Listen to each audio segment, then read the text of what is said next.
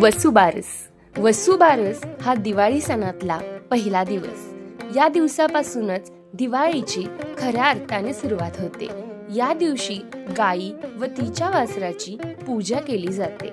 वसू म्हणजे गाय व बारस म्हणजे 12वा दिवस, म्हणून याला वसुबारस असे म्हणतात. या दिवशी गायीसोबत कृष्णाचेही पूजन करतात.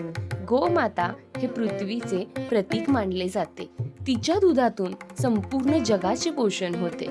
या दिवशी तिचे पूजन केल्याने धन, आरोग्य, सुख समृद्धी प्राप्त होते.